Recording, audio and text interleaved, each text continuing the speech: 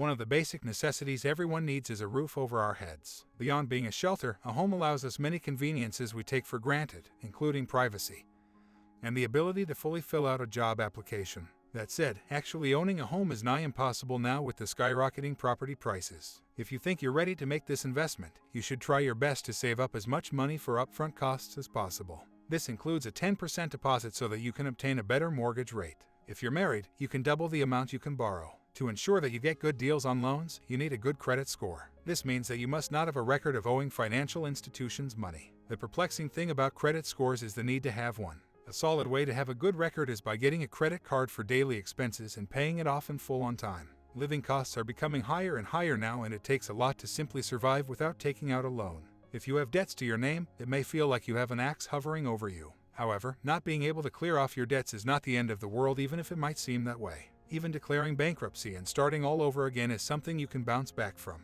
The fact of the matter is that having financial troubles is a pervasive issue in society. Should you need help, you can approach institutions dedicated to helping people with challenges paying debts. To prevent buying unnecessary stuff, the best thing you can do is to budget. Bear in mind that the point of this is not to lower your standard of living but to cut back on unneeded expenses. By simply keeping track of how you spend your money, you are already equipped with the presence of mind to stop from spending extraneously. Beyond reining yourself in, having a budget helps you to split your salary usefully. This way, you can be sure that you have the funds you need for rent, utilities, food, etc., and also money for clothes, entertainment, savings, and the like.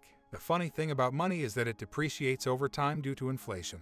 In order to make sure that you aren't losing money, you should set aside a portion of your money for investments. It is simple to invest nowadays, with registering for funds being akin to starting a bank account and fund managers making the difficult decisions. The risk is there, but with pots like these, diversifying means that you'll most likely get all of your money back and then some. At the same time, you also want to start planning for your retirement as soon as possible. Governments tend to ensure that citizens are motivated to put their money in a pension plan for retirement.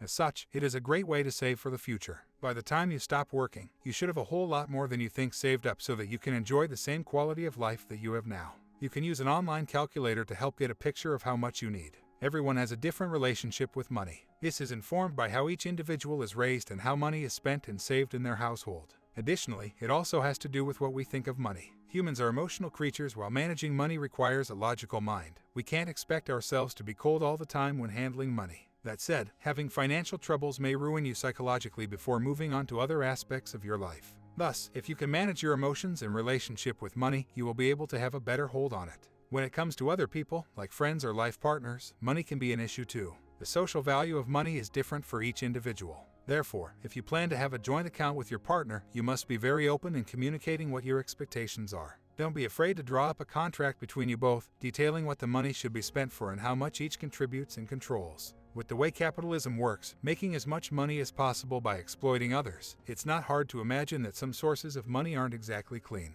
It may or may not be blood money, but investing in companies like gun manufacturers and fossil fuel providers may put you in a moral gray area. When it comes down to it, whatever makes money should be the best choice when it comes to investments. However, ethical and environmentally sustainable companies may be more profitable in the long run and have better investments in your money.